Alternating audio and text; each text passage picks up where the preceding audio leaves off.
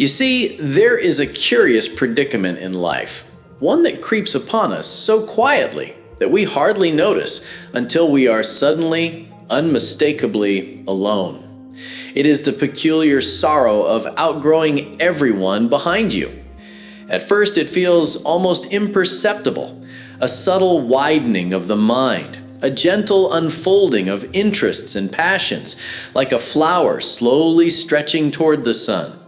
And yet, in that very stretching, in that subtle blossoming, there is a kind of separation, a quiet unknowing that begins to grow between you and those who once walked beside you. You may recall a time when conversation with a friend felt effortless, as if you were both moving along the same river, paddling in tandem, laughing at the ripples of the world. But then, without fanfare or announcement, the river forks, and your paddle begins to chart a course through waters deeper, more mysterious, richer in color and sound. And your old companions, still navigating the familiar shallows, can no longer keep pace with the movements of your mind, the rhythm of your heart. And so you find yourself caught between gratitude for their presence in your past and a peculiar melancholy for the distance that now seems to stretch between you. There is a kind of danger in this, not a danger of being lost, but a danger of being lonely in a very specific way, the loneliness of insight. For you begin to see the patterns of life with a clarity that is exhilarating, but it also isolates, as though you have learned a new language and find that no one around you understands the vocabulary of your soul. And yet in this tension, there is also a subtle invitation, an invitation to recognize that growth, while joyful, is also a form of quiet abandonment. To outgrow those around you is to confront the paradox that love and attachment do not always move in the same direction. Sometimes the very act of flourishing requires leaving behind the familiar shores, the comfortable harbors of past friendships, the easy laughter that once carried you. And so one wonders, as the mind oscillates between joy and grief, are we betraying those we have loved by becoming larger than the space they inhabit? Or are we, in fact, merely obeying the gentle law of life, that each of us must grow into the fullness of our own being, even if it means leaving behind what we once held dear? And perhaps the real question is not whether we outgrow others, but whether we can embrace this outgrowth with a tenderness that is not clinging, a love that does not demand sameness, a freedom that still honors the past while dancing into the future. For in truth, life is nothing but a series of departures, each as beautiful as it is inevitable, each a step toward an unknown horizon that beckons us with both promise and mystery. And as we drift further along this river, we must ask ourselves, what is it to love if not to let go gracefully? And what is it to grow if not to accept the solitude it may bring? And yet, it is curious, isn't it, how we cling so desperately to the notion that others must evolve alongside us. We act as though life is a communal treadmill, and if someone falls behind, somehow we are incomplete, diminished, guilty even. But the truth, and here is the delicious twist, is that no one is ever really behind, and no one is ever truly ahead. We are all dancing to the rhythms of our own becoming, a dance that sometimes intersects, sometimes diverges, sometimes spins off into dizzying, solitary spirals. And it is in these divergences that we are confronted with the illusion of control. How often have we tried to teach our friends to see what we see, to feel what we feel, to think as we think, only to discover that the harder we try, the more resistance we encounter. It is like grasping a handful of water. The tighter you squeeze, the faster it escapes, leaving only a dampness of regret in your palm. There is an elegance, if one can perceive it, in the art of letting go. And this is where the mind, in all its cleverness, protests, but surely we should remain close, should preserve this union. But the cosmos, with its whimsical humor, reminds us that growth is inherently solitary, even when shared. We may laugh together, cry together, work together, play together, but the expansion of consciousness, the widening of perspective, is a singular affair. No one can stretch your limbs, untangle your knots, or navigate the labyrinth of your own thoughts for you. And so, the apparent tragedy of outgrowing everyone is, in truth, a subtle revelation.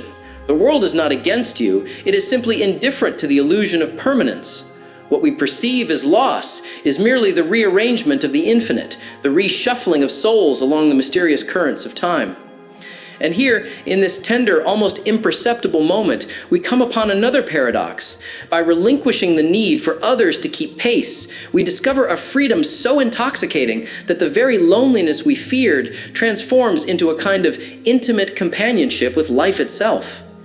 Imagine standing on a cliff at twilight, wind teasing your hair, the horizon aflame with possibilities, and suddenly realizing that your solitude is not a void, but a space brimming with whispers of existence, the laughter of the trees, the quiet murmur of the earth, the pulse of stars unseen. And perhaps in allowing this distance to exist, we also allow those we once traveled with to grow in their own way, to follow their own rivers, to learn their own steps, even if those steps no longer echo ours. It is not abandonment. It is participation in the symphony of life that does not play a single note twice, that never stops, that always surprises, that always moves. And so we are left to ask ourselves with both wonder and gentle melancholy, if growth separates, then what does love do, if not weave the invisible threads that hold us tenderly to one another, even as we drift apart? And now we arrive at the curious heart of the matter, the self. For when you begin to outgrow those around you, you start to see, with a startling clarity, that the very idea of self is not so solid as it once seemed. We have long been taught to believe in a fixed identity, as if we were cast in bronze and etched into time, unchanging, permanent. Yet life, in its endless fluidity, whispers a gentle but insistent truth. You are not the same person you were yesterday, nor will you be the same tomorrow. Each thought, each breath, each glance exchanged with the world alters you ever so slightly, imperceptibly, until one day you awaken and realize that the mirror reflects a stranger who is nonetheless intimately familiar. And it is here, in this intimate strangeness, that the danger of outgrowing others reveals its subtle humor. For often, those you love are not outgrowing, but remaining the same. And you, having shifted like a river that has discovered new depths, find yourself alienated not by them, but by the very currents of your own consciousness. There is a paradox here, a Zen-like twist that hums in the background of all existence. The more you grow, the less the old world fits around you, and yet the more deeply you inhabit the universe. You begin to understand that the self you thought you were clinging to is a kind of costume, a social garment stitched from habits, expectations, and memories of laughter and sorrow. And when that garment no longer fits, you feel the chill of exposure, the anxiety of separation, and yet in that exposure, there is also liberation. You are both more alone and more alive than ever, as if the walls of the old room have dissolved, and you now stand in an endless hall of mirrors reflecting possibilities, not limitations. And it is here, in this hall of mirrored selves, that we glimpse a subtle truth. The people we outgrow are not so much left behind as they are revealed in their own particular shape, each dancing in the reflection of their own becoming. We cannot make them grow, we cannot pull them into our river of understanding, and so the real challenge and the hidden delight is to learn the art of presence, of appreciating the symmetry of difference, of seeing each soul, each friend, each companion as a universe in itself, complete, whole, yet separate. And perhaps this is the deeper lesson hidden within our loneliness, that in outgrowing, we are also discovering the boundless expanse of the self, a self that is not defined by company, but by its own capacity to flow, to transform, and to love without clinging.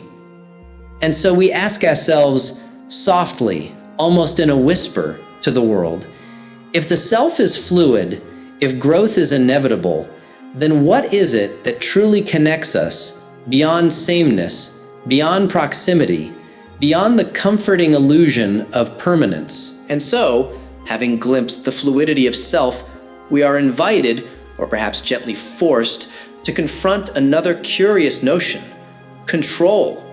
How often do we labor under the illusion that we can orchestrate life, bend it to our will, hold it safely in our palms like a delicate bird? And yet, the moment we begin to outgrow those around us, the illusion of control starts to unravel. And with it comes a revelation both terrifying and exquisite. For we discover that relationships, like rivers, cannot be dammed or redirected without the cost of turbulence and ruin. They're alive, flowing, responsive to the unseen winds of circumstance, desire, and destiny. And here, in this subtle chaos, one might panic. How can I remain connected? How can I preserve what I love? How can I prevent distance from forming? But the answer, always paradoxical, always playful, is to relinquish. To surrender does not mean to stop caring, nor does it mean to cease loving. It means to dance with the rhythm of life rather than attempting to dictate it. Imagine a child releasing a paper boat into a stream. The boat may drift far, it may be caught in eddies or washed into calm pools, yet the act of letting go itself is a kind of joy, a trust in the mysterious currents that carry it forward. And so it is with those we outgrow. We release them, not with bitterness, not with resentment, but with a tender acknowledgement that the currents are wiser than our desire to steer, and that growth, in ourselves and in them, cannot be forced or hurried. There is a gentle humor in this, if you can see it. The very desire to remain close may be the thing that drives you apart, and yet the act of surrender opens a space in which love can exist unshackled by expectation. In this space, you begin to notice the music of life, the laughter of strangers, the whispering of trees, the quiet rustle of a world that is far larger than the narrow stage of your own concerns. And you realize that outgrowing is not loss, it is participation in the unfolding, a witness to the symphony of becoming. And here in this gentle letting go, we encounter a peculiar gift, the freedom to be ourselves, wholly and unapologetically, without the pressure of conformity, without the subtle guilt of comparison. It is as if the universe itself leans close and whispers, "See, you are not abandoned. You are merely learning the shape of life itself." And in that whisper, we feel a paradoxical delight. The closer we come to our own becoming, the more tenderly we can watch the others grow in their own mysterious ways. And so we ask, softly, as if speaking to a friend we may never reach again, what does it mean to truly love, if not to surrender, to trust, and to delight in the beauty of distance? And now we drift into the matter of time, that slippery, relentless river in which we all swim, whether we notice or not. When you outgrow everyone behind you, the past begins to take on a curious duality. It is both a cradle and a weight. Memories of laughter, shared secrets, the comfort of familiarity, they hover like fireflies at dusk, luminous, ephemeral, and yet faintly painful, reminding you of what was once close but is no longer within reach. You might find yourself turning to the past, seeking its warmth, longing for the certainty of companionship that once made your heart light. And yet, time, in its quiet wisdom, insists that life cannot be replayed. To attempt to remain tethered to those who do not grow as you do is to try to hold a river in a jar, to trap the wind with your hands. And here lies the paradoxical delight of consciousness. The very moment you stop clinging to the past, you begin to perceive the present with extraordinary clarity. Every leaf trembling in the wind, every stray note of music, every smile of a passing stranger is infused with a luminous immediacy, a vitality that was invisible to you when you were preoccupied with maintaining the old harmony. And so we arrive at a delicate revelation. Outgrowing others is not just a matter of distance, it is a call to presence. The people you leave behind are echoes, not chains. And the present, vivid, urgent, and unrepeatable, is the only companion worthy of your attention. It is here, in the simplicity of now, that the dance of life becomes visible. The gentle sway of trees, the intricate play of shadows, the silent laughter of clouds crossing a limitless sky. And one begins to realize that this is not abandonment, nor is it loneliness. It is awakening. It is the recognition that every encounter, every friendship, every love is a fleeting yet infinitely beautiful expression of the moment, a brushstroke in the ever unfinished painting of existence.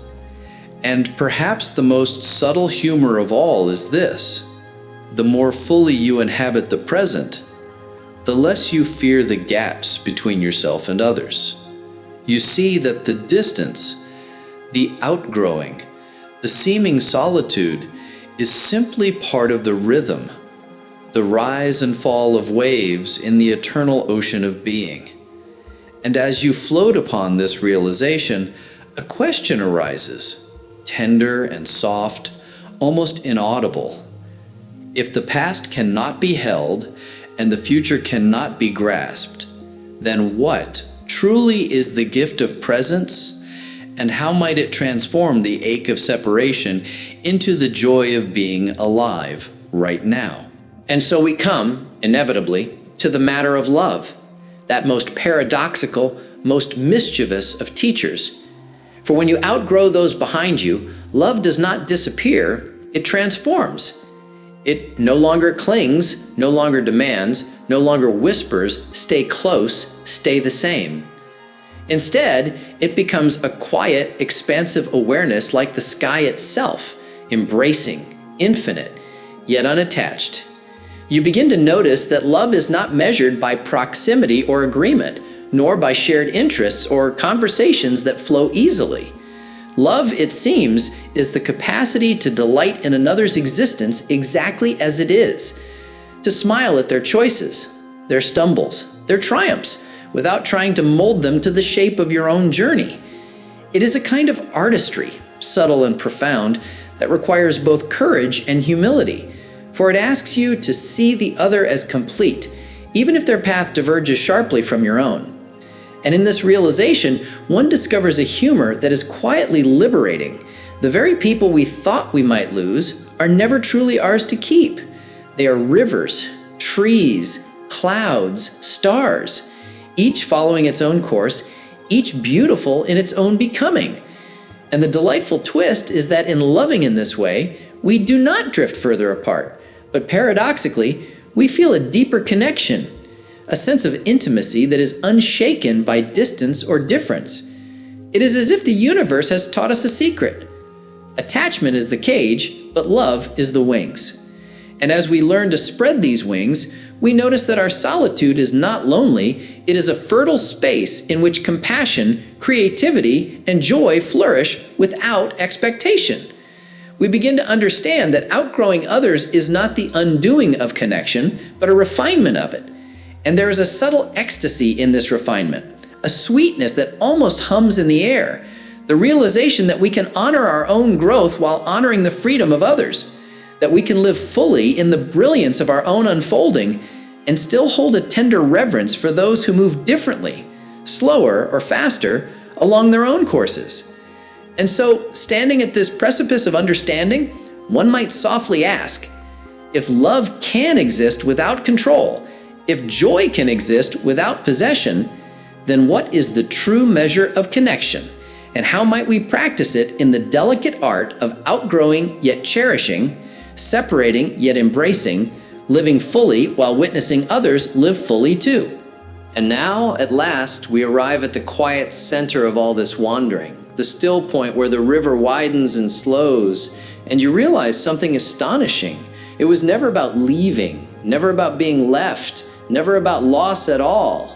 The danger of outgrowing everyone behind you dissolves into a gentle, luminous truth that growth, distance, and solitude are not punishments, but invitations. You see, the very act of outgrowing is the universe's way of reminding us that we are infinite, ever-changing, and never fully contained by any one moment, any one person, any one place. The friends, the companions, the loves that once filled your world, they're still there, but differently. They are no longer anchors, but constellations, points of light in a sky that expands endlessly, as you do. And here in this expansion, there is no fear, no regret, only a profound sense of being at home in the movement itself. The river flows, the wind blows, the clouds gather and scatter, and you are part of it, and it is part of you. And as the mind unclenches, you see that there was never anything to protect, never anything to possess, never anyone to outrun, only the illusion that we are separate. All along, you have been flowing with life, not apart from it. And all along, life has been flowing through you, teaching you, stretching you, laughing quietly at your seriousness, whispering its paradoxes, showing you that the very thing you feared, separation, is simply the rhythm of the cosmos. The dance of becoming and unbecoming, the eternal play of form and formlessness. And in this knowing, you are neither above nor below, neither ahead nor behind, neither lonely nor crowded. You are simply perfectly awake. And then, with a gentle sigh that seems to come from everywhere and nowhere, you understand. It was never about holding on. It was never about staying the same. It was always about the exquisite unfolding of life. And in that unfolding, you and all those you love, whether near or far, are fully alive, fully present, fully free. And you smile, not with effort, but with the natural ease of recognition, for you realize that the meaning was never out there and the connection was never over there. It was here in the flowing, dancing, luminous now, and you have always been it, and it has always been you.